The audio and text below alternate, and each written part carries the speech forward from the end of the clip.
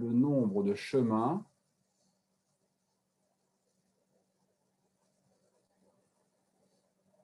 allant de O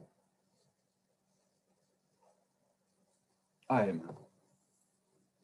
Alors, on a dit la semaine dernière que le chemin, de toute façon, on va toujours vers la droite, on fait, voilà, et parfois on monte, parfois on descend. Donc, le nombre de chemins, un chemin, ça peut être caractérisé par une suite de plus 1 et de moins 1.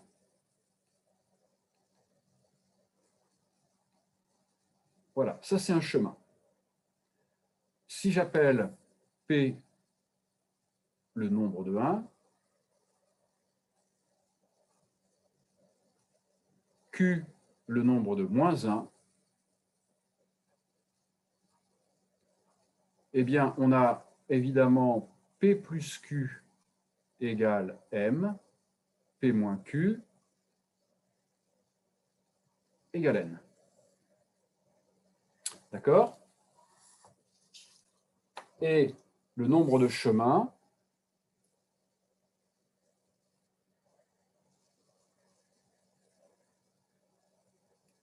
allant de O à M, donc que je note comme ceci, N, O, M, eh bien, il y a combien de façons de placer, si j'appelle P, donc le nombre 1 de P1 parmi P plus Q case, eh bien, c'est P parmi P plus Q, c'est la même chose que Q parmi P plus Q. Voilà le nombre de chemins, autrement dit, M plus N sur 2 parmi M, voilà le nombre de chemins allant de O à M. Donc ça, c'est ce qu'on a fait la semaine dernière. Est-ce que c'est bon pour tout le monde?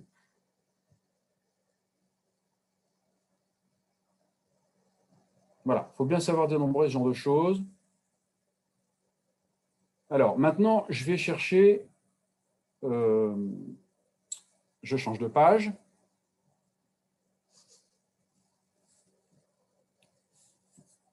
Nous, ce qui nous intéresse dans cet exercice, donc je vais être obligé, comme je change de page, je vais être obligé de refaire certaines choses parce qu'on va en avoir besoin. Donc, O.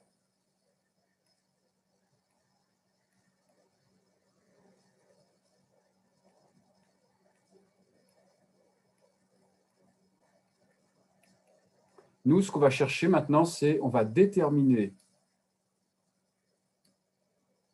le nombre de chemins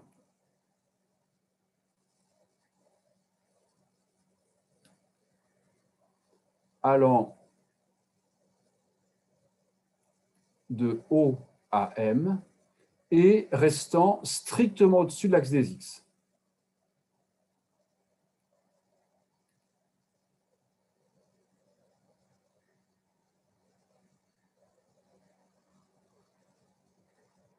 Restant strictement au-dessus de OX, c'est-à-dire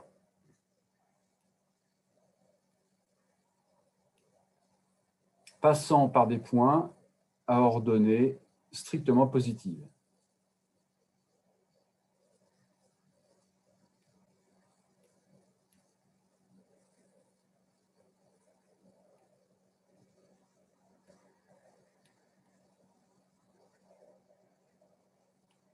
Alors ça, cette question-là, elle a beaucoup d'applications. On verra en exercice. Ça peut s'appliquer aux élections. On verra comment. Ça peut s'appliquer au nombre de billets qu'il faut mettre dans un fonds de caisse pour pouvoir rendre la monnaie. Ça peut, voilà, il y a différentes applications. C'est un problème qui est assez intéressant. Donc, on va déterminer le nombre de chemins allant de OM, restant strictement au-dessus de OX. Ce nombre-là, je le note. Nombre, voilà, n plus de O à M. Voilà. Alors, je vais commencer par une remarque, par deux remarques. La première, c'est qu'on n'a pas le choix. Si on reste au-dessus de l'axe des X, on n'a pas le choix, on est obligé de partir de A. On est obligé d'aller en A. Donc, la première remarque que l'on va faire, c'est que le nombre de chemins allant de O à M restant strictement au-dessus de l'axe des X, c'est le nombre de chemins allant de A à M et restant au-dessus de l'axe des X. Évidemment, parce que je n'ai pas le choix, je dois passer en A. D'accord? La deuxième remarque, il y a autant de chemins allant de A à M et touchant au X que de chemins allant de B à M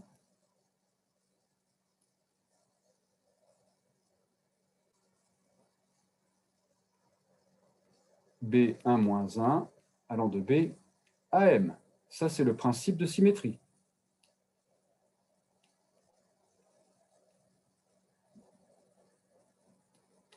En effet, si je place le point B, donc il est là, le symétrique de A, ce que je dis, c'est que si un chemin va de A à M et qu'à un moment donné, il coupe l'axe des X, par symétrie, c'est comme s'il partait de B.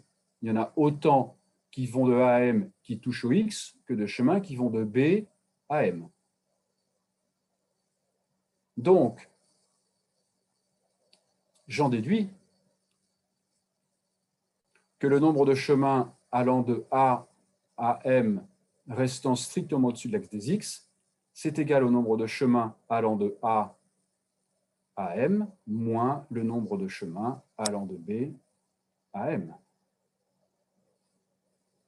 Et comme je sais calculer le nombre de chemins d'un point à un autre, je vais pouvoir calculer ça. Voilà. Ça, c'est fondamental, ces deux remarques. Et évidemment, et ce que je cherche, c'est noté au-dessus, pardon, une gomme. Hop. Et nous, ce qu'on cherche, c'est ça, mais on a fait la remarque que c'est pareil que ça. Voilà. D'accord? Donc, on va déterminer deux choses, le nombre de chemins allant de A à M et le nombre de chemins allant de B à M. Je change de page. Monsieur, est-ce que vous pouvez remettre la page d'avant 2 minutes, s'il vous plaît? Oui, tout de suite, je finis ma phrase. J'écris tout de suite ce que je voulais écrire. Bah, attendez, non, je gomme parce que c'est mal écrit. Et je reviens en arrière, comme vous le demandez. Voilà. Merci.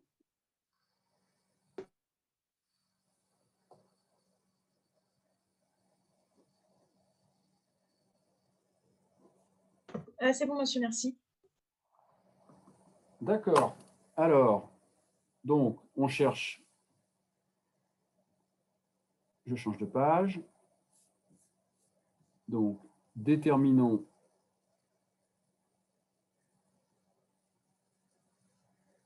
n de AM et n de BM.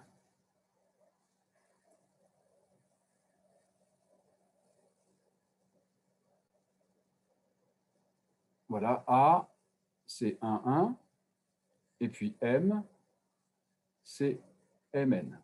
Alors, un chemin, c'est des 1 et des moins 1. Donc, si j'appelle P' le nombre de 1, Q' le nombre de moins 1, on sait que N de AM,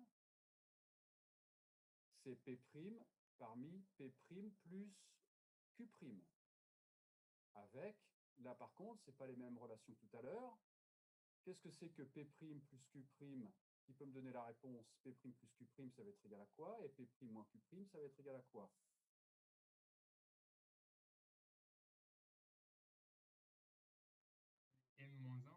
M-1, très bien. Et N-1. Voilà.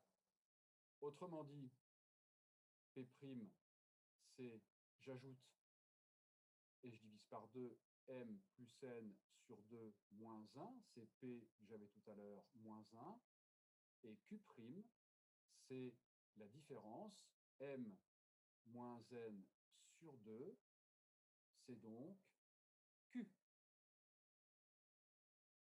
Ça veut dire que le nombre de chemins allant de A à M, il est égal à P', P-1 parmi P' plus Q', P' plus Q', c'est P plus Q-1. Mince, mon crayon, voilà. Voilà, égale Q parmi P plus Q-1. Mince.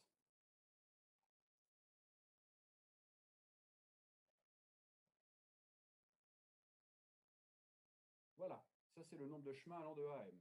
D'accord? Maintenant, on va déterminer N de BM.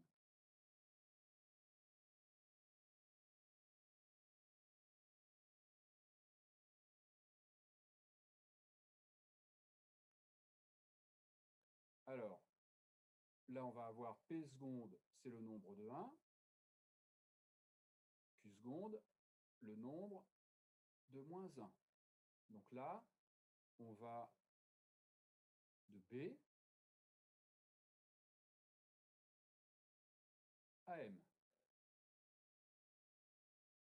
Donc, même chose, vous allez me donner P seconde plus Q seconde et P seconde moins Q seconde. Je vous écoute, P seconde plus Q seconde. C'est N plus 1. Pardon? N plus 1. Non. Je parle de P seconde plus Q seconde. C'est le nombre de pas qu'on fait en tout, c'est encore M moins 1. Par contre, c'est P seconde moins Q seconde. Ça, c'est N plus 1. J'en déduis que P seconde, c'est, j'ajoute M plus N sur 2, égale P. Et puis Q seconde, je fais la soustraction, M moins N sur 2 moins 1 égale Q moins 1. Et donc, le nombre de chemins, N de B à M, c'est P parmi P plus Q moins 1 égale Q moins 1 parmi P plus Q moins 1. Voilà. Voilà, maintenant, il ne reste plus qu'à faire la soustraction.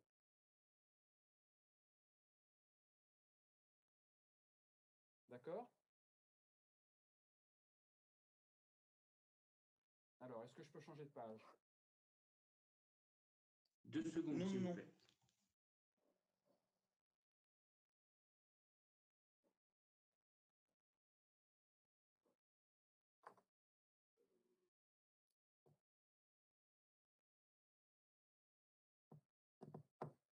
Vous me dites?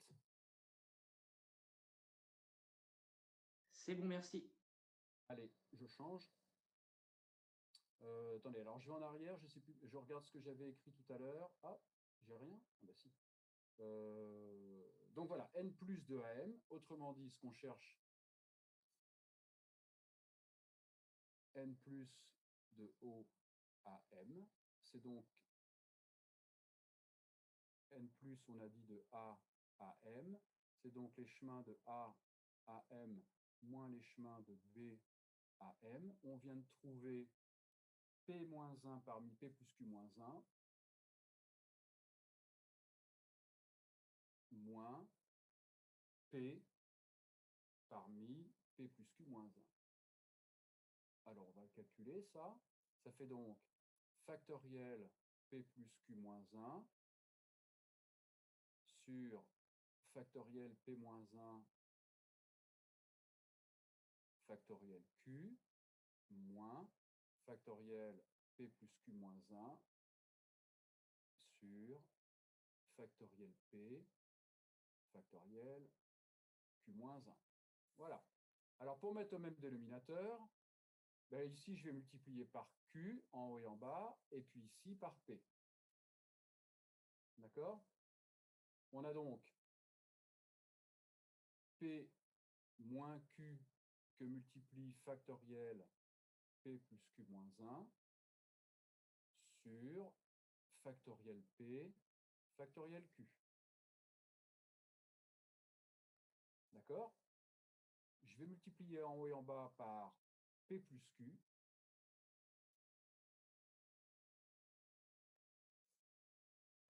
Et on obtient le résultat final.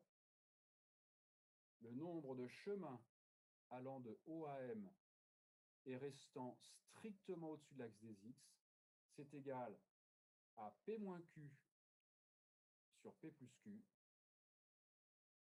P parmi P plus Q. Je rappelle que P moins Q, c'est N, P plus Q, M, M plus N sur 2, parmi M. Voilà ce qu'on a trouvé tout à l'heure. Est-ce que vous avez des questions?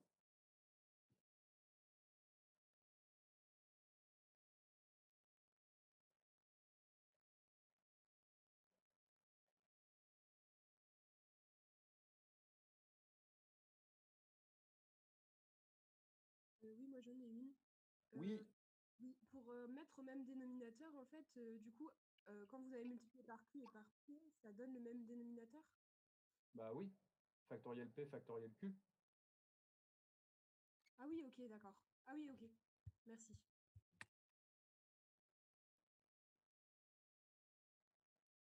Alors, là, je un cas particulier, hein, je vais de O à M. Dans certains exercices, on est strictement au-dessus de l'axe des X. Parfois, vous schématiserez dans certains exercices, ce sera pas strictement au-dessus de l'axe des X, ça peut toucher, donc ce sera à vous de vous adapter. Mais voilà, il faut bien comprendre le principe qu'on vient de faire, et notamment le principe de symétrie ou de réflexion. Monsieur, Oui. justement, ça, j'ai pas trop compris pourquoi NAM moins NBN, ça fait NAM plus. Parce qu'on a dit que... Alors, je reviens en arrière. Je reviens en arrière.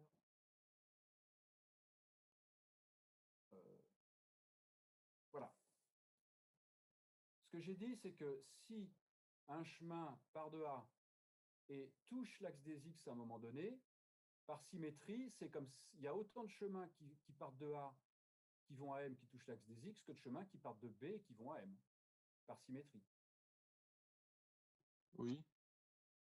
Donc, le nombre de chemins qui vont de A à M et qui ne touchent pas l'axe des X, c'est le nombre de chemins qui vont de A à M moins le nombre de ceux qui touchent. Autrement dit, c'est le nombre de chemins de A à M moins le nombre de chemins de B à M, puisqu'on a dit que le nombre de chemins qui touchent, il est égal au nombre de chemins de B à M.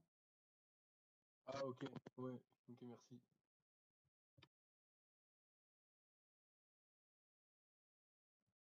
D'accord? Oui. Alors, c'est bon pour tout le monde? Évidemment, ça, ce n'est pas des formules à apprendre par cœur, hein, évidemment.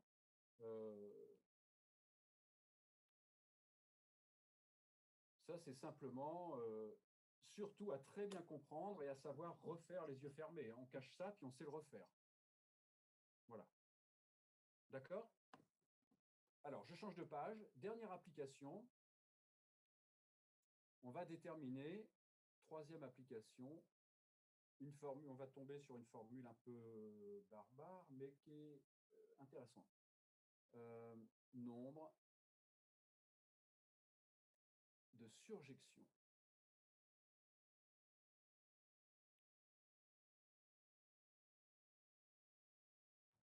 Alors, on a un ensemble à P éléments.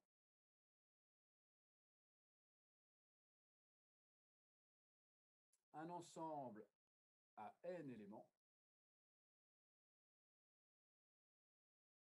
P supérieur ou égal à N. Et on va déterminer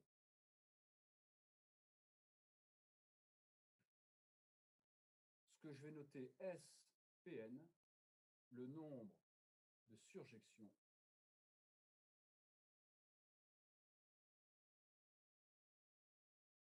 de A sur B,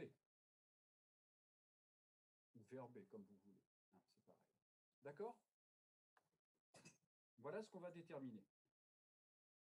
Je rappelle une surjection, tout élément de l'ensemble d'arrivée admet au moins un antécédent. Il n'y a pas d'élément dans B qui n'a pas d'antécédent. Première petite question pour vous. Je vous laisse réfléchir quelques instants. SP0, SP1, SP2, SPP.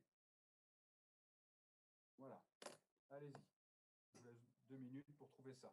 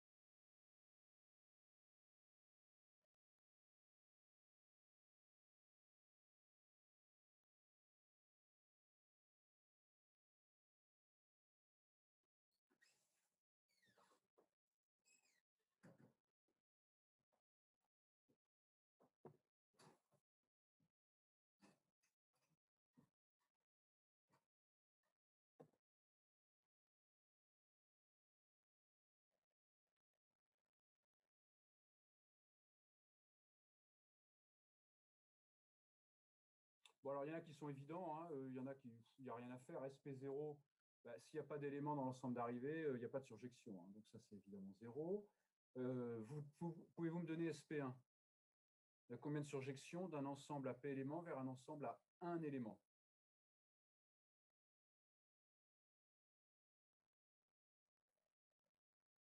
Ah, j'ai 2 réponses rapides. P. Alors, réfléchissez. Allez, 1, oui, très bien. Il y en a une, bien évidemment. Tous les éléments ont la même image, l'élément de l'ensemble d'arrivée. Voilà. Alors, continuons par quelque chose de simple. SPP. Il y a combien de surjections d'un ensemble à P éléments vers un ensemble à P éléments? Factoriel P. C'est bien. Puisqu'une surjection d'un ensemble à P éléments vers un ensemble à P éléments, ça va être une bijection, autrement dit une permutation. Le nombre de bijections sur un ensemble à P éléments, c'est factoriel P. Alors maintenant, SP2. Voilà, c'est le seul où il y a un petit peu plus de choses. Enfin, il faut réfléchir un petit peu plus.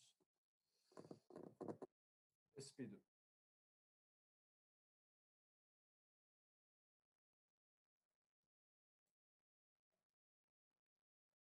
Si vous avez des éléments si vous avez des réponses, vous pouvez les envoyer. On va regarder ça.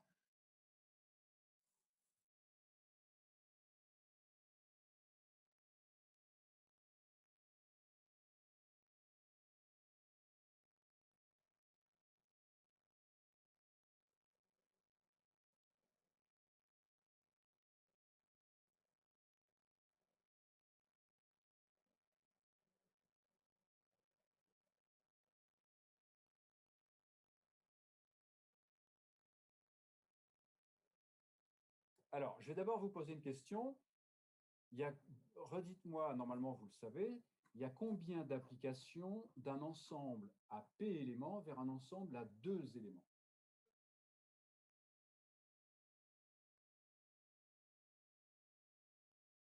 il y a combien d'applications d'un ensemble à P éléments vers un ensemble à 2 éléments? 2 puissance P, c'est ça. Alors, parmi celles-ci, dites-moi, parmi toutes ces applications d'un ensemble à P éléments vers un ensemble à 2 éléments, il y en a combien qui ne sont pas des surjections?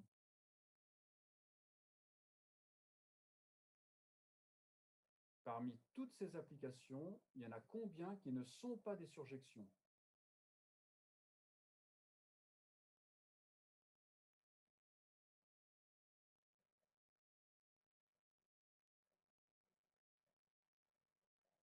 Alors, 2 moins P, c'est négatif, ça.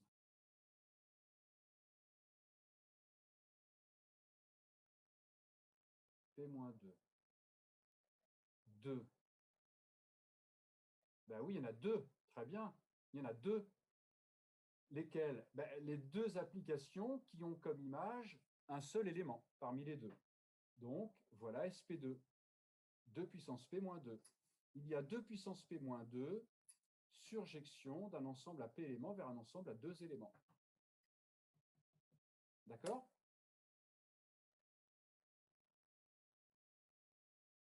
C'est bon pour tout le monde, ça? Désolée, mais j'ai pas compris pourquoi il y en avait 2 qui n'étaient pas des surjections. Ben, regardez, j'ai un ensemble. Là-dedans, j'ai P éléments.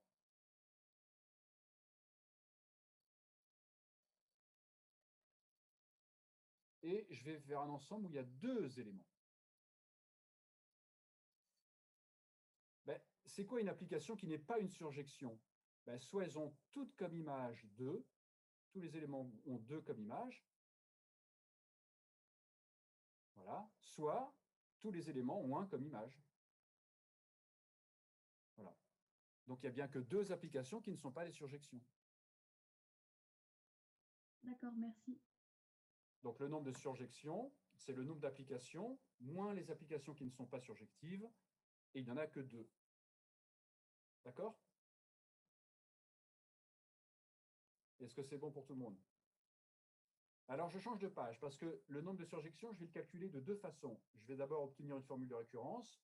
Elle est très simple à obtenir. Le problème, c'est que dans la pratique, elle ne sert pas à grand-chose parce que ça ne nous donne pas le nombre de surjections. Alors après, je vais obtenir une formule explicite pour le nombre de surjections, mais qui sera plus difficile. Donc, je tourne la page. Formule de récurrence. Mince.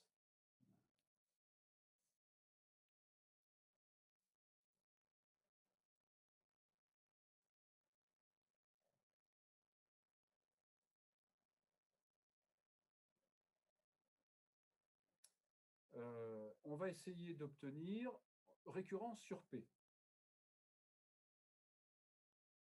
Autrement dit, je vais essayer de calculer SP plus 1 N en fonction des précédents. Voilà. Alors, qu'est-ce que c'est qu'une surjection d'un ensemble à P plus 1 éléments? Alors, on en a P, et puis on en rajoute un.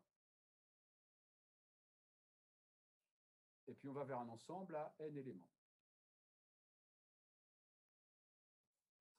Il y a 2 possibilités. Soit on a déjà une surjection avec les P premiers, et le P plus unième, on lui donne n'importe quoi comme image. Autrement dit, ça fait S, Pn. Ça, c'est une première possibilité. D'accord?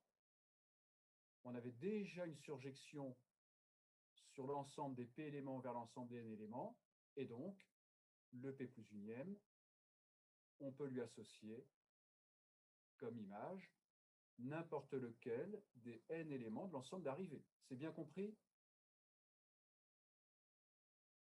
Ou, deuxième possibilité, il y a parmi ces éléments-là un qui n'avait pas d'image. Et donc, ça veut dire qu'on avait... Alors, il y a N façons de le choisir, celui-ci. Et on avait une surjection d'un ensemble à P éléments vers un ensemble à N-1. Autrement dit, voilà la formule de récurrence. SP plus 1N, c'est N fois SPN plus SPN-1.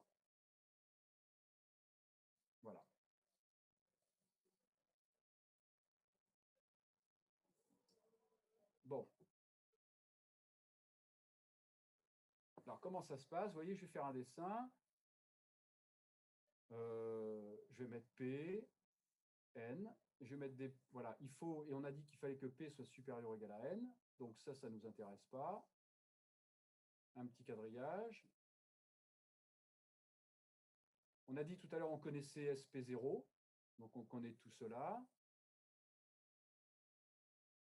On connaît SP1. On connaît tout cela.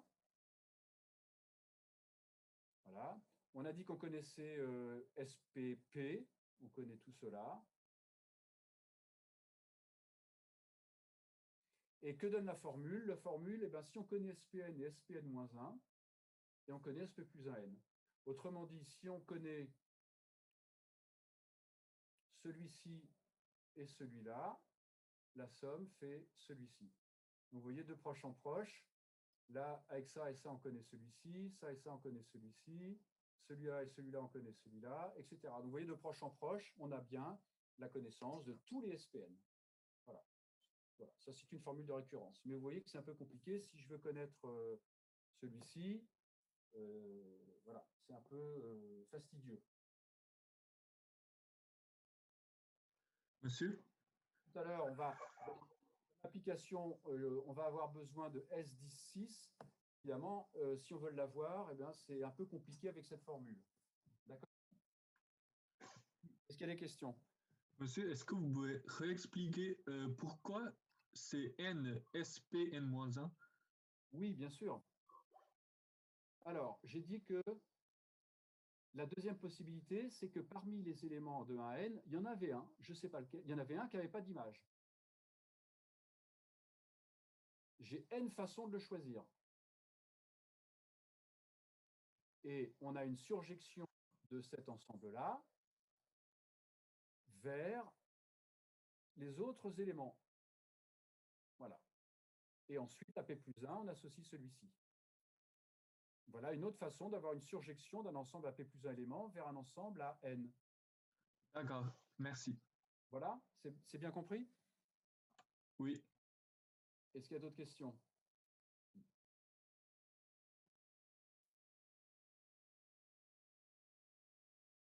Alors, je change de page. Et maintenant, on va voir, deuxièmement, le calcul direct.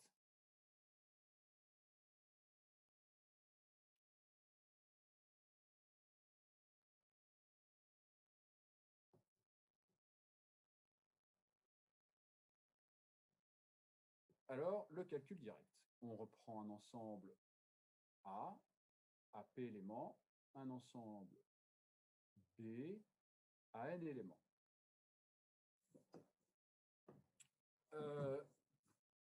Il y a, dites-moi, application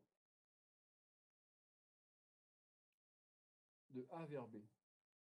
Il y a combien d'applications de A vers B? Dites-moi. N puissance P, c'est bien. Voilà. Évidemment, parmi ces applications, elles ne sont pas toutes des surjections. Mais en tout cas, elles sont des surjections sur leur ensemble image. D'accord? Ça veut dire quoi? Ça veut dire que le nombre d'applications, c'est soit une surjection sur 0 élément, bon, il y en a 0, mais bon, peu importe, soit une surjection sur, alors, comment dire? Oui, soit une surjection sur un élément et j'ai n façons de choisir cet élément, soit une surjection sur 2 éléments et j'ai 2 parmi n façons de choisir ces 2 éléments, soit une surjection sur 3 éléments et j'ai 3 parmi n façons de choisir ces 3 éléments. Autrement dit, c'est la somme de k égale 0 à n. Je choisis k éléments parmi n et j'ai une surjection sur ces k éléments. D'accord? Voilà déjà un premier résultat. Est-ce que ça, c'est bien compris? Autrement dit, n puissance p, c'est 0 parmi n sp0. Bon, ben ça, c'est 0, hein, mais c'est simplement par cohérence de la formule, plus 1 parmi n sp1, plus 2 parmi n sp2, plus n-1 parmi n spn-1, plus, mince, plus n parmi n, SPn.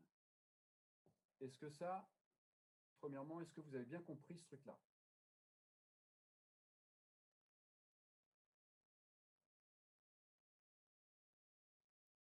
Oui? Je veux bien que vous réexpliquiez comment on détermine cette formule. Une application quelconque d'un ensemble A vers un ensemble B qui a n éléments, une application, ce n'est pas une surjection, mais en tout cas, c'est une surjection sur son ensemble image. D'accord? Donc, les images, l'ensemble image, il peut être constitué de 0, 1, 2, 3, 4, 5, jusqu'à n éléments. Oui. Voilà. Alors, il y a combien d'applications de A vers un ensemble à 4 éléments? Par exemple, il faut choisir les 4 parmi n, et puis ensuite le nombre de surjections de l'ensemble AP éléments vers cet ensemble à 4 éléments. Ah oui, oui, ok, c'est bon. Du coup, merci. D'accord? Bien. Le problème de cette formule, c'est toujours pareil. Vous voyez, il faudrait connaître SP0, il faudrait connaître SP1, il faudrait connaître SP2, il faudrait connaître SPn-1 pour connaître SPn. C'est ce qu'on cherche.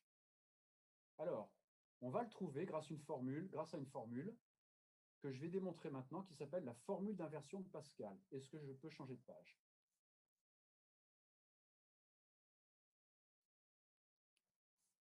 Formule d'inversion de Pascal. Et on va revenir un petit peu en arrière avec les endomorphismes et l'algèbre. Donc, je considère phi de Rn de x dans Rn de x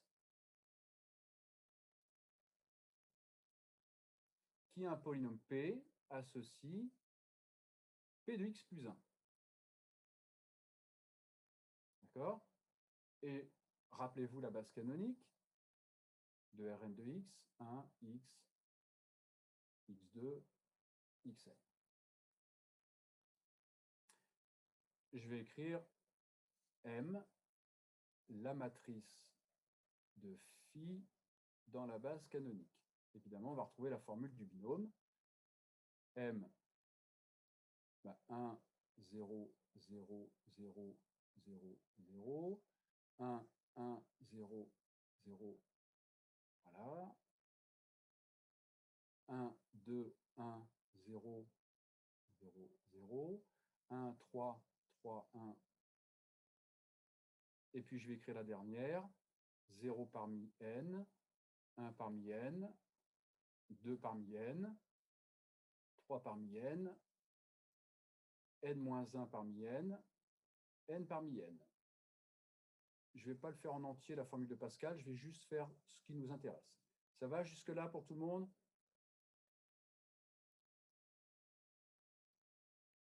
D'accord?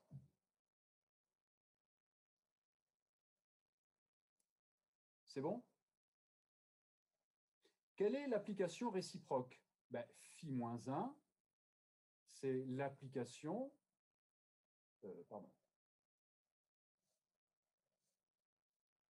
Phi-1, c'est l'application de Rn de x, puisque cette matrice elle est inversible, son déterminant il est égal à 1, qui a P associe P de x moins 1. Puisque si je compose les deux, j'obtiens bien l'identité. Donc, qu'est-ce que c'est que M-1? Eh bien, M-1, c'est 1, 0, 0, 0, 0, moins 1, 1, 1, moins 2, 1, moins 1, 3, moins 3, 1. Et enfin, la dernière ligne, on va avoir moins 1 puissance n, 0 parmi n, moins 1 puissance n moins 1, 1 parmi n, et tout en bas, moins 1 puissance 0 n parmi n, et juste au-dessus, moins 1 puissance 1, n moins 1 parmi n. D'accord? C'est bon pour tout le monde, ça? Autrement dit, vous vous rappelez quand on voulait inverser des systèmes, si ici je mets A0, A1, A2, A3, AN-1, AN, et que là je mets B0, B1, B2, B3 jusqu'à Bn, ici j'ai Bn qui est égal à la somme de k égale 0 à n de k parmi n à k, et bien vous voyez que j'inverse, c'est que ici je vais avoir B0, B1, Bn-1, Bn, et là je vais avoir A0, A1, A2, AN-1, AN. Vous voyez que de cette formule, j'en déduis AN égale. Alors la formule d'inversion de Pascal, elle est plus générale parce que c'est pour toutes les colonnes, mais nous, on a juste besoin de la dernière.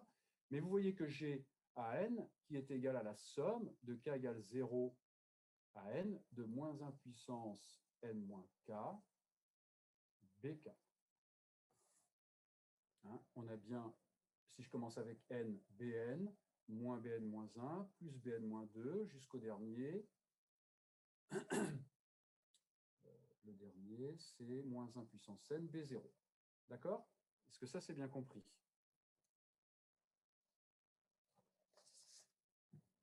Alors, je réécris ce qu'on avait tout à l'heure. N puissance p, c'était la somme de k égale 0 à n, ça c'est la formule qu'on a obtenue tout à l'heure, de k parmi n, s, pk.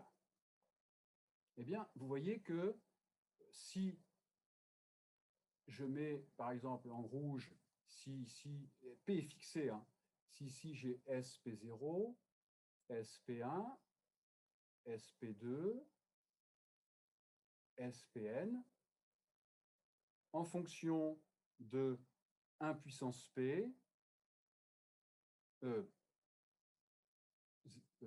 oui, 1 puissance P, 2 puissance P, 0 puissance P, N puissance P, eh bien, vous voyez que j'inverse, et donc je vais avoir N puissance P, pardon, c'est le contraire,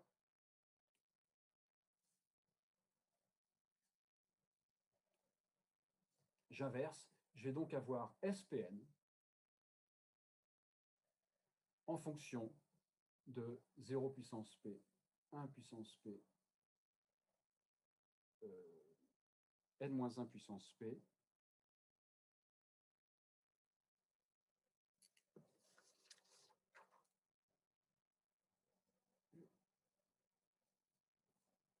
et n puissance P.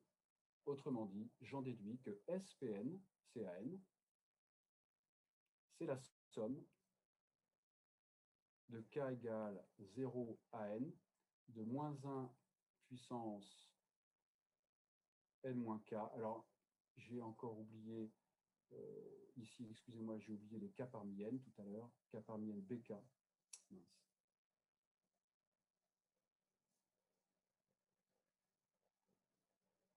Je les ai oubliés. Donc, k parmi n, k puissance p.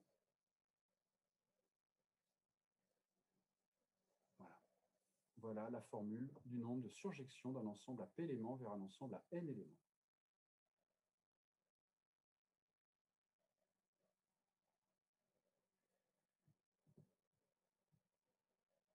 D'accord? Alors, je vais réécrire mieux ça, là, parce que j'avais oublié les coefficients binomiaux de la matrice, pardon. Donc, je les réécris un petit peu mieux. K parmi n, bk.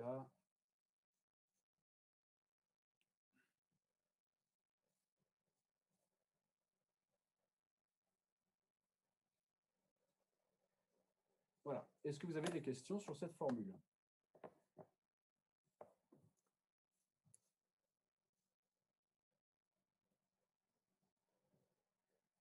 Alors ça va nous être utile.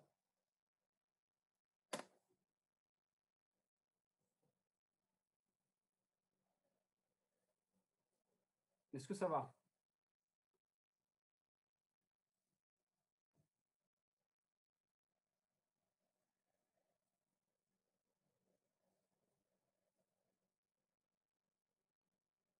Alors, une petite application. Est-ce que je peux changer de page? J'imagine que vous avez tous des calculatrices à côté de vous. Donc là, ça va nous être utile. En proba, on les utilisera de temps en temps. Je change de page. Application.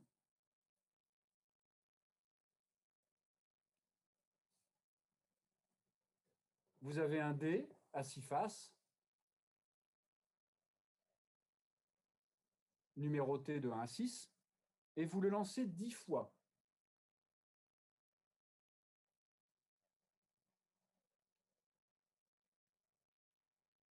On note les résultats obtenus.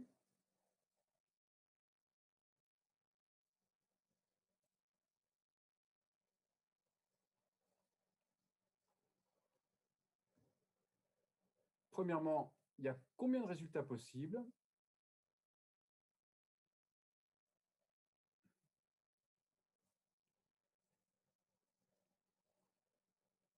Deuxièmement, il y a combien de résultats qui amènent les 6 numéros?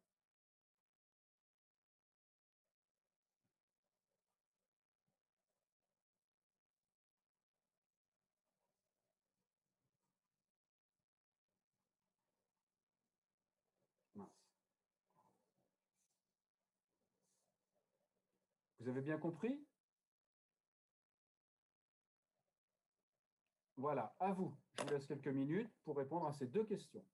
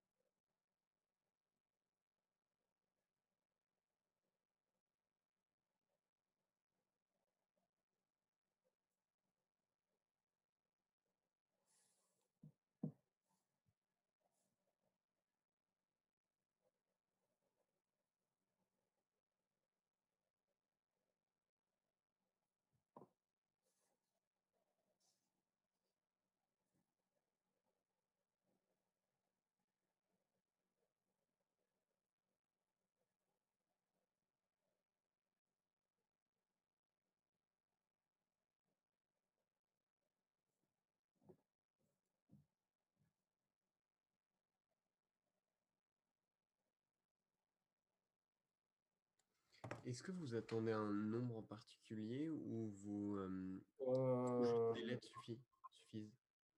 ou quoi? Ou pardon? Ou juste une notation particulière suffit? Par exemple, si on avait, je sais pas, un coefficient binomial, il faudrait expliciter la valeur du coefficient binomial. Je sais pas. Alors, on va aller jusqu'à la valeur numérique parce que ce qu'on va essayer de regarder, c'est finalement quelle est la proportion qui donne bien les 6 numéros. Autrement dit, on va parler de probabilité. Quand on lance 10 fois un dé, quelle est la probabilité d'obtenir les 6 numéros? Donc, on va prendre les 2 valeurs numériques et puis on va faire le quotient. D'accord? Ok, d'accord.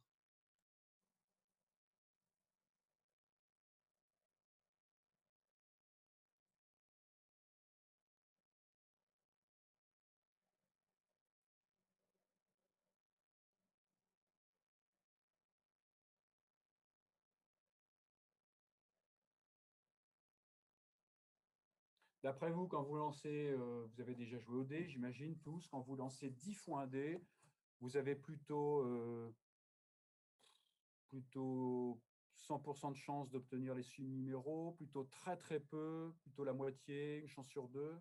Voilà.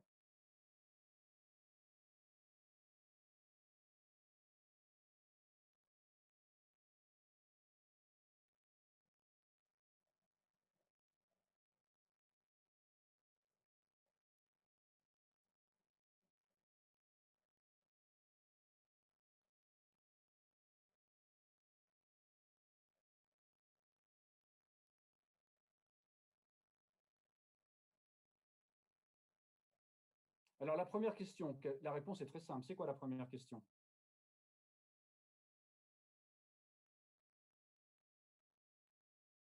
Combien de résultats possibles? 6 puissance 10. C'est bien. Donc, la réponse à la première question. Il est parti où mon crayon? Ah, il est là. 6 puissance 10. Et alors, je vous donne le résultat numérique.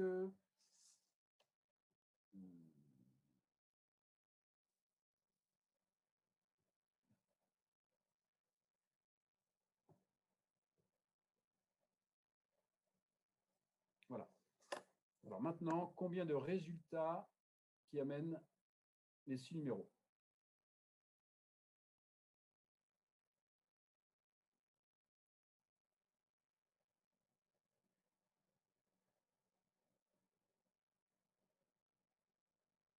Alors, d'abord, formellement, sans faire le calcul numérique, il y a combien de résultats à l'aide de choses qu'on a faites ensemble?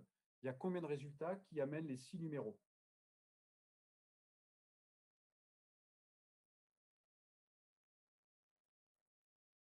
En utilisant des notations, simplement avec des lettres ou des trucs comme ça qu'on a fait ensemble jusque-là.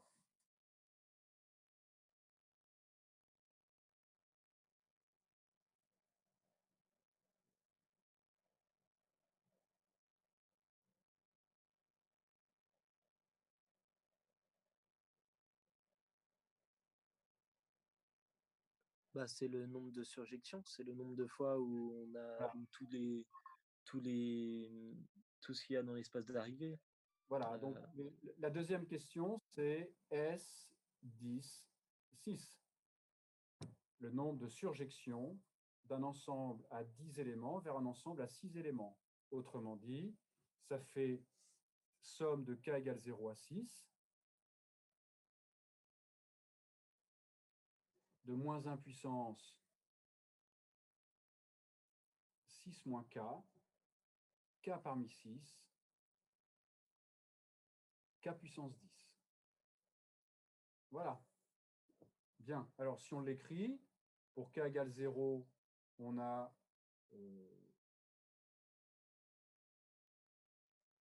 0. Oui. Ensuite, pour k égale 1, on a moins 1 parmi 6, ça fait moins 6. Ensuite, pour k égale 2, on a plus 2 parmi 6. Alors 2 parmi 6, ça fait 15, que multiplie 2 puissance 10. K égale 3, moins 3 parmi 6, ça fait 30. Non, 20. 20. Que multiplie 3 puissance 10. Ensuite, on a plus 15 fois 4 puissance 10. Ensuite, on a moins 6 fois 5 puissance 10. Et puis ensuite, plus 6 puissance 10. Voilà le résultat. Donc, si vous avez une calculatrice, ça fait, j'ai le résultat, 16 435 440. Et si je fais la proportion,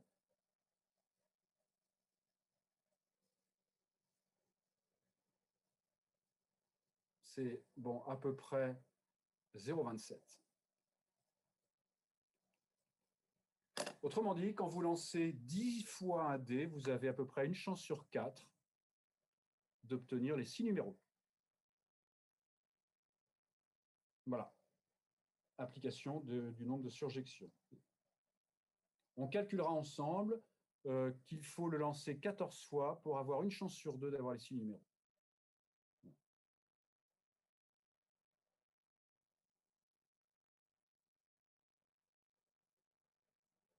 Est-ce que vous avez des questions?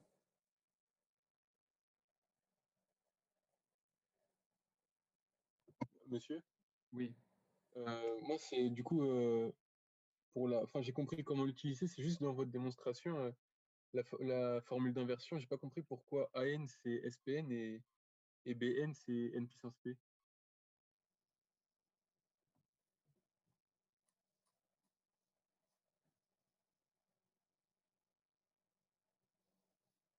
Ben, j'ai fait une formule. La formule, c'était celle-ci qu'on avait. Oui, et ça d'ailleurs, ça aussi, j'ai pas trop compris pourquoi. Ah ben ça, je l'avais expliqué plusieurs fois avant. Je reviens en avant, la page d'avant. Le nombre d'applications d'un ensemble à P éléments vers un ensemble à N éléments, il y en a N puissance P. Et ces applications, soit on a une surjection vers 0 élément, soit on a une surjection vers 1, soit on a une surjection vers 2, soit on a une surjection vers 3, etc., etc., soit on a une surjection vers N éléments. Oui. Donc on a bien la somme. Une surjection vers K éléments, il n'y a K parmi N façons de choisir ces éléments. Et ensuite, une surjection vers K éléments. Ah, ok, oui, ok. La formule. Ensuite, la formule, elle est là. C'est bien l'analogue de celle-ci.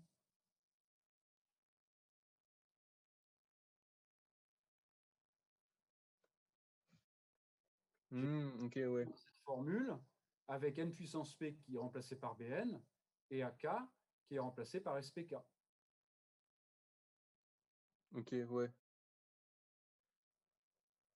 Ok, je vois, merci.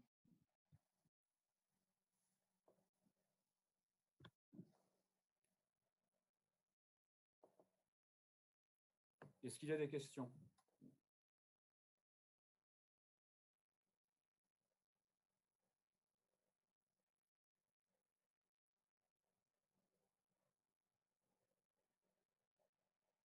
Bien. Alors maintenant, je change de page et je vais corriger l'exercice d'intégration du contrôle. Parce que j'ai rarement vu des résultats aussi mauvais sur cet exercice. Pratiquement personne ne l'a fait, n'a répondu correctement à une question, à part quelques-uns, mais c'est très rare. Or, à part la convergence, c'était des questions pratiquement de première année. Je suis surpris que personne soit capable de faire un changement de variable simple et de faire une intégration par partie, alors que c'est du programme de première année. Donc là, il y a un problème de pratique. Je l'ai répété, mais j'ai 10 fois et je vais le répéter encore parce qu'on va se revoir à la rentrée. Les maths, c'est très particulier parce que c'est toujours très simple à comprendre. Quand on a une explication devant soi, on la comprend toujours. Tout le monde comprend les maths, c'est très simple à comprendre. Bah oui, c'est évident. Bah oui, ça paraît toujours simple quand c'est expliqué. Le problème, c'est que c'est une matière pratique et il faut le faire soi-même. C'est-à-dire que les calculs, on sait les faire que si on en fait plein. Et je trouve que vous n'avez aucune pratique. J'ai l'impression que vous apprenez votre cours de maths en le regardant et en mettant beaucoup de stabilo-boss dessus. Ce n'est pas en mettant des belles couleurs qu'on apprend à faire des maths. C'est en remplissant une corbeille. On a fait des maths quand on a rempli une corbeille de papier à côté de soi. Voilà. C'est de la pratique, c'est-à-dire c'est très différent de comprendre et faire. Voilà. Alors, je vais corriger cet exercice sur les intégrales. Vous allez voir, vous allez vous rendre compte vous-même que vraiment, il n'y avait pas grand-chose à faire. C'était les changements de variables ou intégration par partie étaient vraiment pas compliqués. Alors, on y va. La première partie, ce sont des intégrales HNP.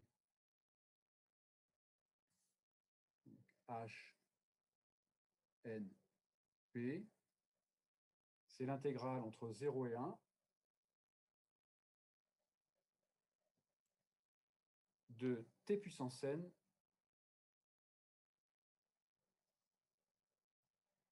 log de t à la puissance p. N et p entier naturel. Voilà. Convergence. L'application qui a t à ceci, t puissance n log de p, log de t puissance p, elle est localement intégrable. Alors, elle est positive ou négative, je ne sais pas, ça dépend du signe de la parité de p, mais elle est localement intégrable et de signe constant.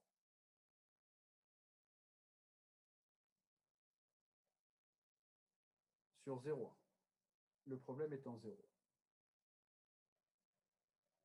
Voilà.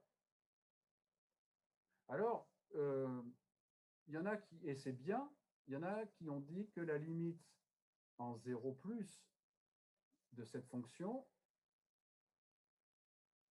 ben, la puissance de t l'emporte devant le log, c'est 0, et donc prolongeable par continuité. Alors, il y en a plein qui ont écrit ça. Bon, c'est presque bien, parce que ça, c'est si n différent de 0. Qu'est-ce qui se passe si n égale 0? Ben, la fonction f, elle est égale à log de t puissance p. Et par exemple, la limite, et d'ailleurs, on aurait pu le faire directement, la limite en 0 de racine de t, f de t, c'est 0. R égale 1/2, inférieur à 1, donc l'intégrale converge. Donc ça pouvait se faire dès le début d'ailleurs. OK? Mais ça, je reprenais ce que vous aviez fait. Donc voilà la convergence. Calculer H01.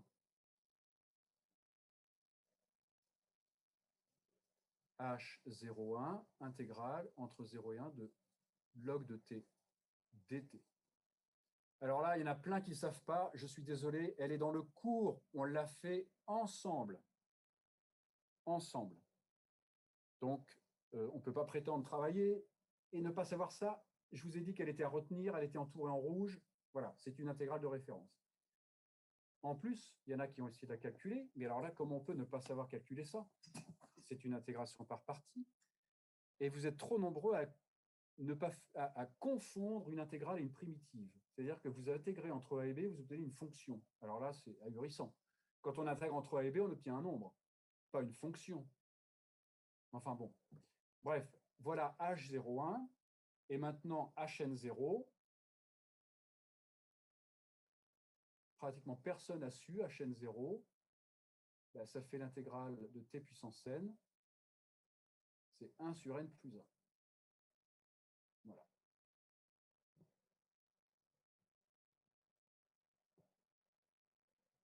Trouver une relation de récurrence entre HNP et HNP-1. HNP, donc là, n'en parlons plus. Personne n'a su. Ma part 1 ou 2, hein, je dis. Et pourtant, dans l'énoncé, on nous demande une relation de récurrence entre HNP et HNP-1. Alors moi, je regarde l'intégrale, je me dis, oh là là, P-1, ben, je vais dériver log à la puissance P. Je vais faire une intégration par partie. C'est quand même pas compliqué de voir ça. U égale log de t à la puissance P, U prime P, log de t à la puissance P-1, le voilà le P-1, que multiplie la dérivée de log 1 sur t. Évidemment, il faut savoir dériver. V prime t puissance n, V égale t puissance n plus 1 sur n plus 1. Donc, ça, c'est égal à U fois V.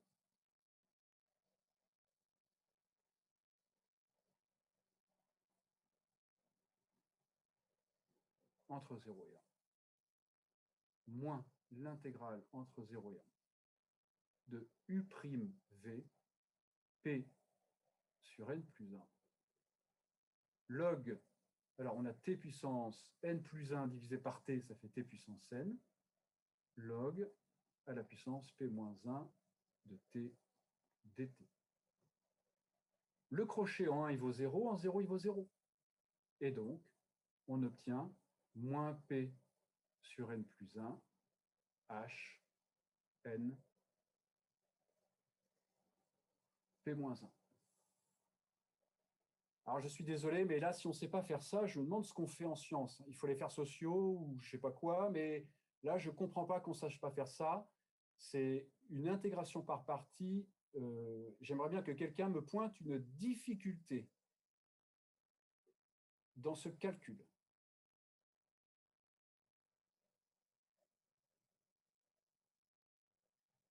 Voilà.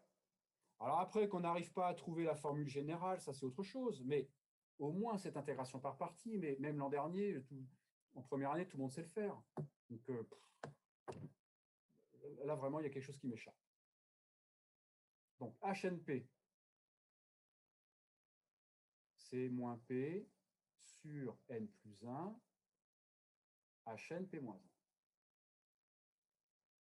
Bon, ben vous voyez bien que si je maintenant, qu'est-ce qui va se passer si je remplace P par P moins 1? Ben, moins P sur N, HNP moins 2. Pardon, c'est le contraire. Je remplace P par P-1, moins P-1 sur N plus 1, HN P-2. Je continue. Moins P sur N plus 1, moins P-1 sur N plus 1, moins P-2 sur N plus 1, etc. Je vais aller jusqu'au P égale 1, P égale 1, moins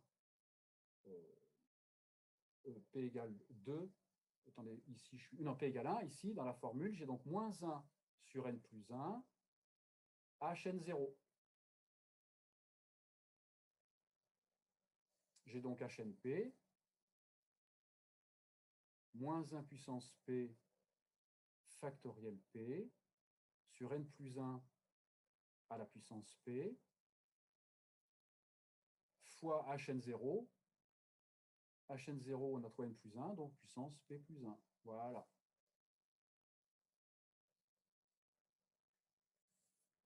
On a déjà fini la première partie.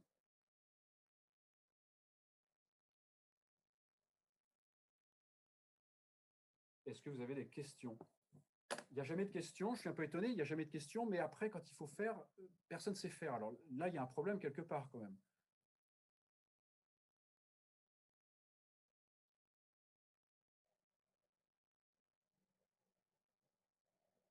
Qu'est-ce qui n'est pas simple à comprendre? Pardon, je vois ça, Michaela, mais qu'est-ce qui n'est pas simple? C'était dans l'exercice précédent ou ici, là? Je n'ai pas fait attention. Enfin, personnellement, pour moi, je ne peux pas poser des questions si je ne comprends pas ce qui se passe du tout. Bah, je ne sais même pas sur quoi poser des questions, donc c'est pour ça, à mon avis, qu'il n'y a pas de questions. Mais l'intégration par partie, je peux insister là-dessus, l'intégration par partie, ça a quand même été fait largement l'an dernier. Oui, oui, oui. Vous savez, il y a quelques années, il y a 2 ans ou 3 ans, c'était encore fait en terminale, l'intégration par partie. Ça veut dire que ce n'est pas quelque chose de compliqué à comprendre, une intégration par partie. Mais c'est peut-être plus par manque de temps dans l'examen et du coup, plus vu que c'était le dernier exercice, pas avoir le temps de réfléchir et avec la panique, même plus réussir à faire ce qu'on fait. Ah là là, la panique. Écoutez, non, mais pour qu'il y ait autant de personnes qui n'aient pas réussi. Il faut mieux prendre son temps et essayer de trouver de bons résultats que de faire, d'essayer d'aller vite. Mais ça m'étonnerait que vous soyez allé vite parce que ce problème n'était pas si long. Alors après, qu'il y ait certaines choses que vous ayez fait qui étaient inutiles, mais je ne sais plus à qui je le disais, il faut mieux peut-être prendre son temps, obtenir de bons résultats, parce que moi, en général, dans mes notations, je note toujours au-delà de 20 et je laisse sur 20. Donc, il faut mieux en faire les 3/4 bien ou la moitié bien, ça permet d'avoir une très bonne note, plutôt que de paniquer, de toucher à tout et de ne pas avoir de bons résultats. Vraiment, cette intégration par partie, elle n'était pas compliquée. Mais après, vu que, comme dit Axel, vu que c'était le dernier exercice, on a plus pris notre temps sur le premier exercice sur les matrices. Et je pense que du coup, personnellement, ça a été mon cas. J'ai pas forcément eu le temps d'aller vraiment dans cet exercice. Alors, je ne sais pas si je corrigerai le problème d'algèbre, je pourrais le faire si vous voulez, mais il n'était pas très long non plus. Alors, en tout cas, je passe à la deuxième partie, je change de page. Et vous avez fini de corriger, monsieur? Pardon? Vous avez terminé de corriger les examens? Oui, D'accord. vous n'aurez vos notes que lundi. Parce qu'une fois qu'on a corrigé, c'est toujours pareil. Maintenant, il faut que je regarde toutes les copies, que je regarde comment j'arrange les notes, etc., etc. Bon, donc, je pense que, ou ce week-end, je pense que voilà. Alors, je change de page.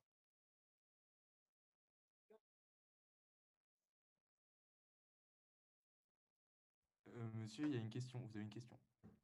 Ah, pardon, je n'ai pas entendu. Oui, oui. J'entends pas, j'entends pas, j'entends pas. Plus fort, s'il vous plaît. En fait, elle doit être à la BU. Alors, du coup, c'est pas très simple de parler fort. Ah, mince. Du coup, elle va écrire.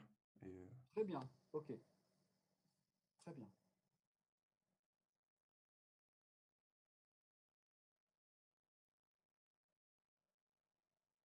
Pourquoi vous les préférez mardi plutôt que lundi?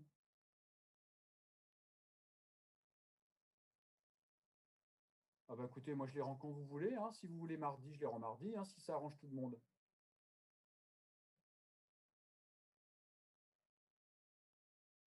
Sinon, on les a pas avant Noël, comme ça nous pourrait pas nos vacances de Noël. Oui, c'est ça. Voilà. À la rentrée pour vous souhaiter une bonne année. Voilà. Sérieux, En fait, non plus. Pas du tout, du coup. je vais quand même vous les rendre. Bon, alors. Non, mais attendez, parce que comme c'était le confinement, je n'ai pas non plus été trop sévère, rassurez-vous, il ne faut quand même pas paniquer. C'est-à-dire que j'ai noté, voilà, c'est quand même pas dramatique, il ne faut pas exagérer, j'ai noté largement. Donc, paniquez pas quand même, il ne faut pas exagérer. Corrigeons KNP. L'application F, qui a t associe exponentielle moins nt, t puissance p, localement intégrable et positive sur 0 plus infini, il n'y a pas de problème en 0, et la limite de t de f de t, c'est 0, 2 plus grand que 1, donc, alors la limite en plus infini, donc l'intégrale converge. D'accord? J'ai pas fait la moyenne. J'ai pas fait de moyenne de classe pour l'instant.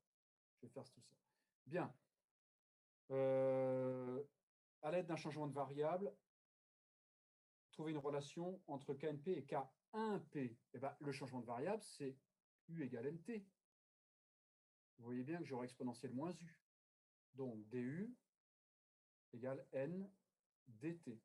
Donc, KNP, c'est l'intégrale entre 0 et plus l'infini.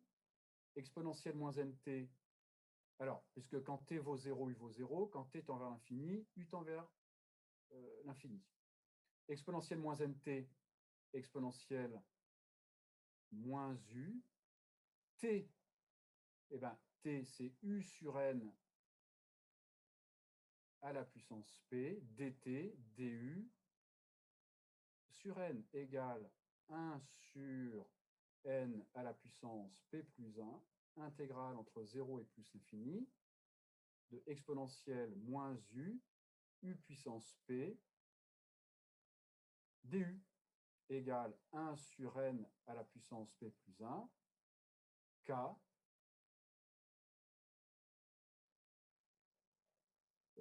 1, p. Voilà. C'était la relation à trouver. D'accord?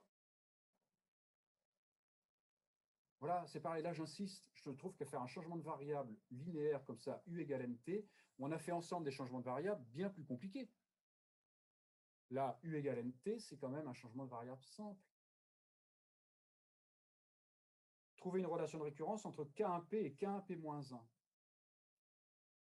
K1P égale intégrale entre 0 et plus l'infini, exponentielle moins t, t puissance p. Alors, dès qu'on nous parle de K1P-1, ben, je vais dériver t puissance p.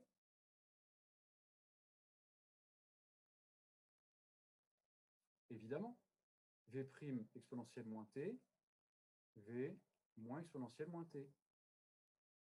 Donc ça fait le crochet entre 0 et l'infini vaut 0, moins l'intégrale entre 0 et plus l'infini de u'v avec le moins, ça devient plus, on a p exponentielle moins t, t puissance p moins 1 égale p k1 p moins 1. Voilà. Et donc ça, c'est p, p moins 1, k1, p moins 2.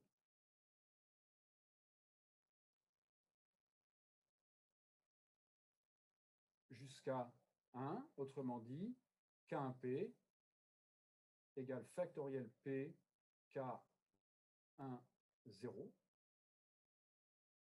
égale factoriel p k1 0, c'est l'intégrale entre 0 et plus l'infini d'exponentielle moins t dt, ça fait 1. Voilà. Donc k1p égale factoriel p.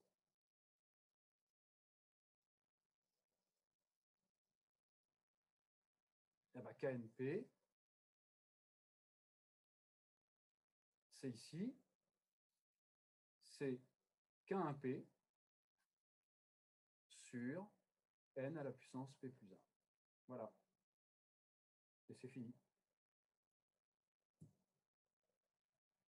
D'accord?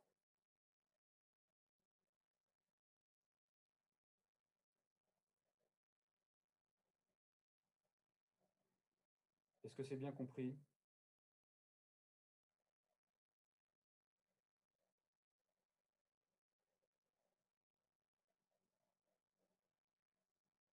Bon, on avait tout à l'heure, je réécris ce qu'on avait trouvé HNP. HNP, c'était moins 1 puissance P factoriel P sur n plus 1 puissance P plus 1.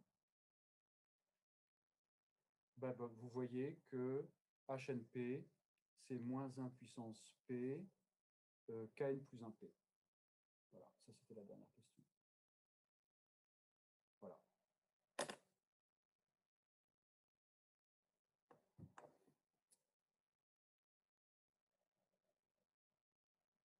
Bien, avez-vous des questions à poser sur cet exercice?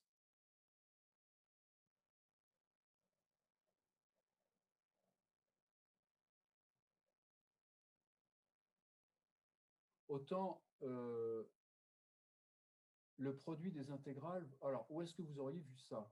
Moi, je connais la linéarité pour les intégrales.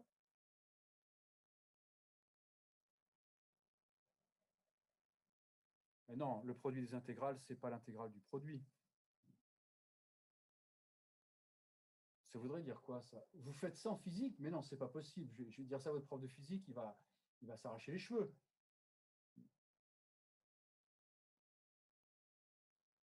Alors, l'intégrale de la somme, c'est la somme des intégrales. Et ce n'est pas admis, c'est que vous le savez depuis la terminale, ça. C'est linéaire, l'intégrale.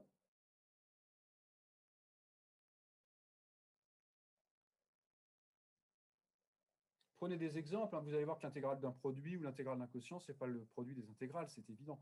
Prenez des exemples tout simples.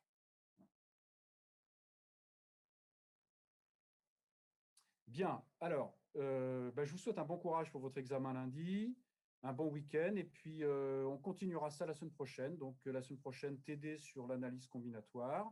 Et comme on a fini le chapitre, eh bien, on commencera notre premier chapitre de probabilité. Au revoir. Merci, au revoir. Au revoir.